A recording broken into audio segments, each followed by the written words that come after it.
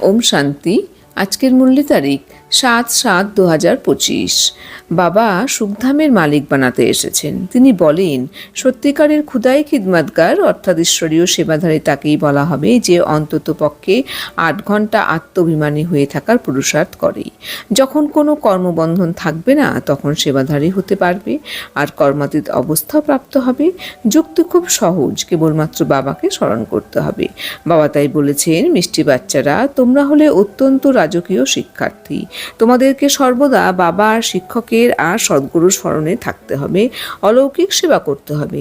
তো বাবা আমাদের বলছেন, বাচ্চারা তোমরা কিন্তু হলে অত্যন্ত রাজকীয় শিক্ষার্থী। তোমাদেরকে কিন্তু অবশ্যই সর্বদা বাবার স্মরণে থাকতে হবে, শিক্ষকের স্মরণে থাকতে হবে আর সদ্গুরুর স্মরণে থাকতে হবে। এই সঙ্গম যুগেই কিন্তু আমাদের বাবা তিন রকম ভূমিকা পালন করে আমাদের উপযুক্তভাবে গড়ে তুলছেন। তো আমাদের কিন্তু সেই 3 রূপেই কিন্তু আমাদের বাবাকে স্মরণ করতে হবে আর অলৌকিক সেবা অবশ্যই করতে হবে। প্রশ্ন, যে নিজেই নিজেকে অসীম জগতের অভিনেতা মনে করে চলে তার লক্ষণ শোনাও। উত্তর, তার বুদ্ধিতে কোনো সূক্ষ্ম বা স্থূল দেহধারীর স্মরণ থাকবে না। সে এক বাবাকে আর শান্তিধাম ঘরকে স্মরণ করতে থাকবে, কেননা মাহাত্ম্য একই। যেরকম বাবা সমগ্র জগতে সেবা করছেন, পতিতদেরকে পবিত্র বানাচ্ছেন, এরকম বাচ্চারাও বাবার সমান অলৌকিক সেবাধারী হয়ে যায়। তো বাবা আমাদের বলছেন যে যারা কিন্তু সবসময় নিজেকে নিজেই অসীম জগতের অভিনেতা মনে করে চলে, তাদের মধ্যে কিন্তু লক্ষণগুলো দেখা যাবে। সেগুলি হলো যে তাদের বুদ্ধিতে কোনো সময় কিন্তু কোনো সূক্ষ্ম বা স্থূল দেহধারী স্মরণ থাকবে না। তারা কিন্তু সবসময় এক বাবাকে স্মরণ করবে আর আমাদের যে শান্তিধাম ঘর, সেই শান্তিধাম ঘরকেই কিন্তু স্মরণ করবে, কারণ এখানে কিন্তু মাহাত্ম্য একই। বাবা যেরকম সমগ্র জগতের সেবা করছেন, পতিতদেরকে পবিত্র বানাচ্ছেন, সেই রকমই কিন্তু আমাদের বাচ্চাদেরও কিন্তু বাবার সমান অলৌকিক সেবাধারী আমাদের হয়ে উঠতে হবে। मीठे मीठे सिखलाते बच्चों प्रति माता पिता बाप दादा की याद प्यार गुड मॉर्निंग। रूहानी बाप की रूहानी बच्चों को नमस्ते। हम रूहानी बच्चों की रूहानी बाप दादा को याद प्यार गुड मॉर्निंग नमस्ते नमस्ते नमस्ते। ধারণার জন্য মুখ্য সার নাম্বার 1, সর্বদাই খেয়াল রাখতে হবে যে আমাদের কোনো আচরণ যেন দেহ অভিমান বশত না হয়।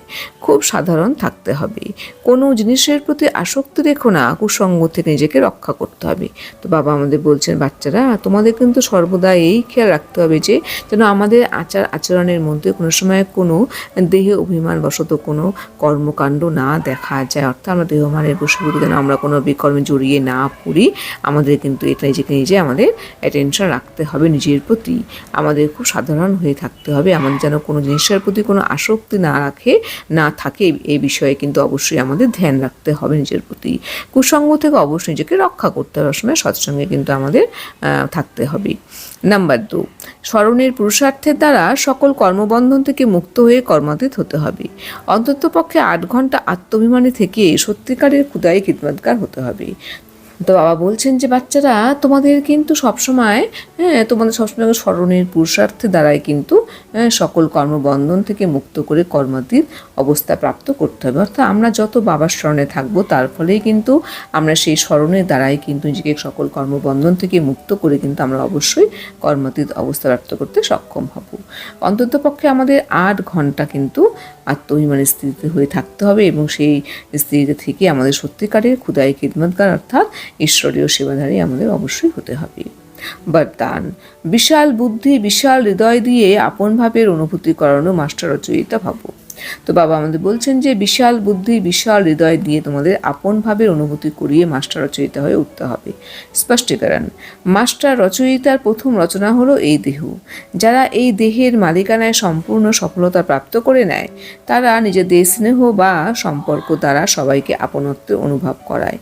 সেই আত্মাদের সম্পর্কে এসে সুখের দাতাভাবে শান্তি, প্রেম, আনন্দ, সহযোগ, সাহস, উৎসাহ, উদ্দীপনা কোনো না কোনো বিশেষ গুণের অনুভূতি হতে থাকে। তাদেরকেই বলা হয় বিশাল বুদ্ধিবান, বিশাল হৃদয়বান। তো বাবা আমাদের বললেন যে মাস্টার রচয়িতার প্রথম রচনা হলো এই দেহ। তো যারা এই দেহের মালিকানায় সম্পূর্ণ সফলতা প্রাপ্ত করে না, অর্থাৎ দেহের উপর সে মালিকানা প্রাপ্ত করতে পারে, সেই কিন্তু নিজেদের স্নেহ বা সম্পর্ক দ্বারা সবাইকে আপনত্বের অনুভব করাতে পারে। আর সেই আত্মাদের সম্পর্কে এসেই কিন্তু সবাই সুখে দাতাভাবে শান্তি, প্রেম, আনন্দ, উৎসাহ, উদ্দীপনার কিন্তু অনুভব করতে পারে। তাদেরকে বলা হয় বিশাল বুদ্ধিবান, বিশাল হৃদয়বান। স্লোগান: উৎসাহ উদ্দীপনার ডানা মেলে সদা উড়ন্ত কলার অনুভূতি করতে থাকো। তো বাবা আমাদের বলছেন, বাচ্চারা তোমরা সবসময় উৎসাহ উদ্দীপনা ডানা মেলে উড়ন্ত কলার অনুভূতি তোমরা সবসময় করতে থাকো। ওম শান্তি।